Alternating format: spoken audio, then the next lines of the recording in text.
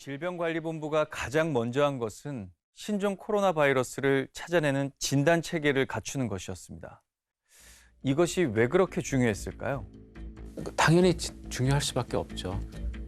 왜냐하면 우리가 사람만 딱 보고 이 사람이 무슨 병인지 알 수 있으면 진단이 필요 없어요.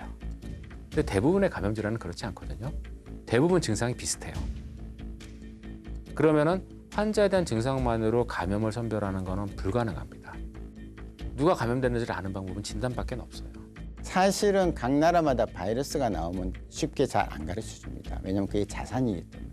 그리고 지금 혹시 그것이 백신과 치료제로 연결될 수 있다면 그건 어마어마한 또 경제적인 그 요인과 연결되기 때문에 잘 안 가르쳐 줍니다.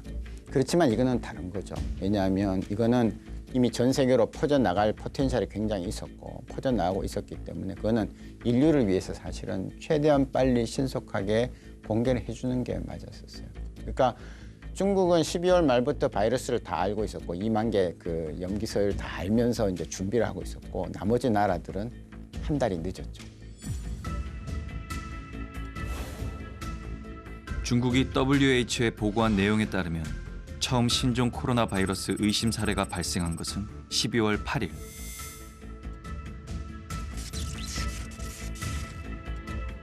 하지만 이 사실이 세상에 알려진 것은 12월 30일 늦은 밤이었습니다. 리원양이 SNS에 처음 관련 내용을 알린 바로 그날이었죠.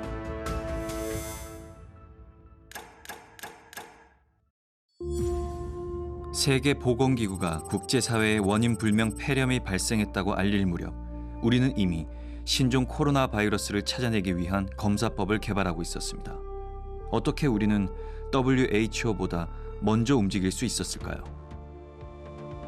코로나 바이러스의 전체 시퀀스 아는 그렇게 어렵지 않거든요. 유전자 분석 금방 할 수 있어요.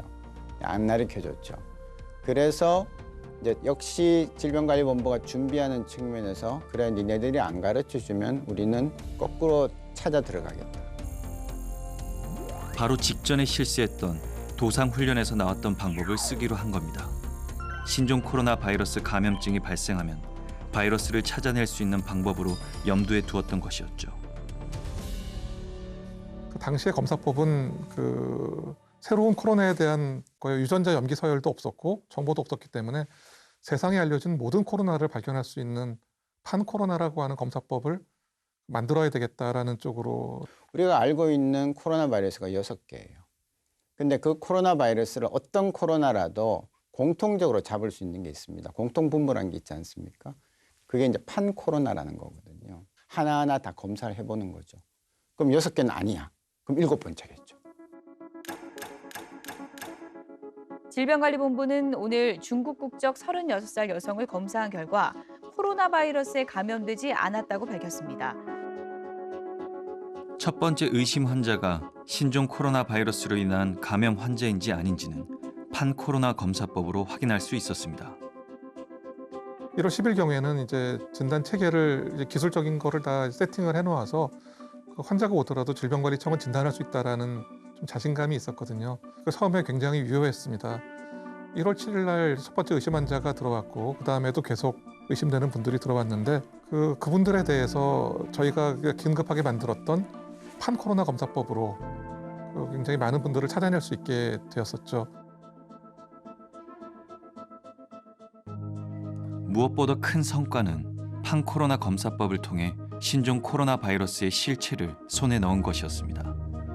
진단 시약의 정확성을 평가하고 더 빠른 진단 체계를 구축하는 데 꼭 필요한 것이었죠.